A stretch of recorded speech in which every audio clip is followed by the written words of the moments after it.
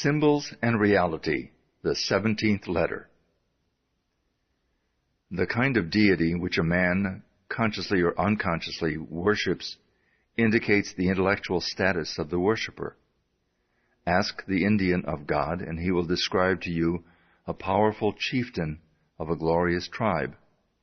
Ask the pagan of God, and he will tell you of a god of fire, a god of water, a god of this, that, and the other.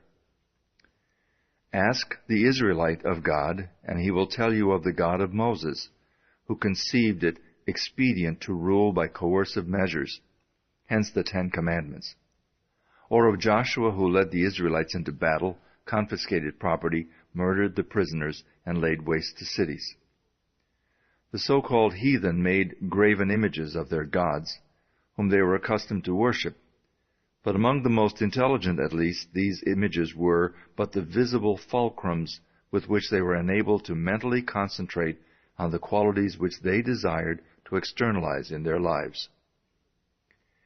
We of the 20th century worship a God of love in theory, but in practice we make for ourselves graven images of wealth, power, fashion, custom, and conventionality. We fall down before them and worship them. We concentrate on them, and they are thereby externalized in our lives. The student who masters the contents of this letter will not mistake the symbols for the reality. He will be interested in causes rather than effects. He will concentrate on the realities of life and will then not be disappointed in the results. We are told that man has dominion over all things. This dominion is established through mind. Thought is the highest activity which controls every principle beneath it. The highest principle, by reason of its superior essence and qualities, necessarily determines the circumstances, aspects, and relation of everything with which it comes in contact. The vibrations of mental forces are the finest and consequently the most powerful in existence. To those who perceive the nature and transcendency of mental force, all physical power sinks into insignificance. We are accustomed to look upon the universe with a lens of 5 senses. From these experiences, our anthropomorphic conceptions originate. But true conceptions are only secured by spiritual insight. This insight requires a quickening of the vibrations of the mind, and is only secured when the mind is continuously concentrated in a given direction. Continuous concentration means an even, unbroken flow of thought, and is the result of a patient, persistent, persevering, and well-regulated system. Great discoveries are the result of long-continued investigation. The science of mathematics requires years of concentrated effort to master it, and the greatest science, that of the mind, is revealed only through concentrated effort.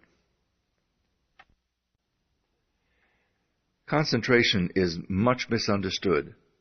There seems to be an idea of effort or activity associated with it, when just the contrary is necessary. The greatness of an actor lies in the fact that he forgets himself in the portrayal of his character, becoming so identified with it that the audience is swayed by the realism of the performance. This will give you a good idea of true concentration. You should be so interested in your thought, so engrossed in your subject, as to be conscious of nothing else. Such concentration leads to intuitive perception and immediate insight into the nature of the object concentrated upon. All knowledge is the result of concentration of this kind. It is thus that the secrets of heaven and earth have been wrested. It is thus that the mind becomes a magnet, and the desire to know draws the knowledge, irresistibly attracts it, makes it your own. Desire is largely subconscious. Conscious desire rarely realizes its object when the latter is out of immediate reach. Subconscious desire arouses the latent faculties of the mind, and difficult problems seem to solve themselves. The subconscious mind may lie aroused and brought into action in any direction, and made to serve us for any purpose by concentration. The practice of concentration requires the control of the physical, mental, and psychical being. All modes of consciousness, whether physical, mental, or psychical, must be under control. Spiritual truth is therefore the controlling factor. It is this which will enable you to grow out of limited attainment and reach a point where you'll be able to translate modes of thought into character and consciousness. Concentration doesn't mean mere thinking of thoughts, but the transmutation of these thoughts into practical values. The average person has no conception of the meaning of concentration. There is always the cry to have, but never the cry to be. They fail to understand that they cannot have one without the other, that they must first find the kingdom before they can have the things added. Momentary enthusiasm is of no value. It is only by unbounded self-confidence that the goal is reached. The mind may place the ideal a little too high and fall short of the mark. It may attempt to soar on untrained wings and instead of flying, fall to earth. But there is no reason for not making another attempt. Weakness is the only barrier to mental attainment. Attribute your weakness to physical limitations or mental uncertainties and try again. Ease and perfection are gained by repetition.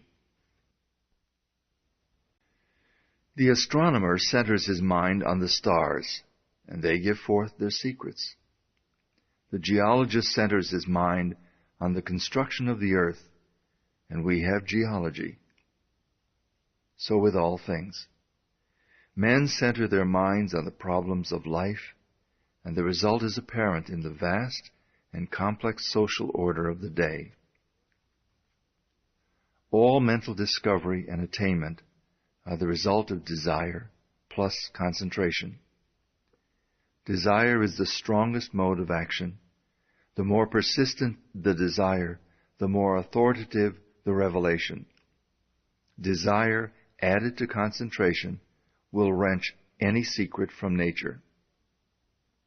In realizing great thoughts, in experiencing great emotions that correspond with great thoughts, the mind is in a state where it appreciates the value of higher things. The intensity of one moment's earnest concentration and the intense longing to become and to attain may take you further than years of slow, normal, and forced effort. It will unfasten the prison bars of unbelief, weakness, impotence, and self-belittlement, and you will come into a realization of the joy of overcoming. The spirit of initiative and originality is developed through persistence and continuity of mental effort. Business teaches the value of concentration and encourages decision of character. It develops practical insight and quickness of conclusion. The mental element in every commercial pursuit is dominant as the controlling factor, and desire is the predominating force. All commercial relations are the externalization of desire. Many of the sturdy and substantial virtues are developed in commercial employment. For the mind is steadied and directed, it becomes efficient. The principal necessity is the strengthening of the mind so that it rises superior to the distractions and wayward impulses of instinctive life, and thus successfully overcomes in the conflict between the higher and lower self.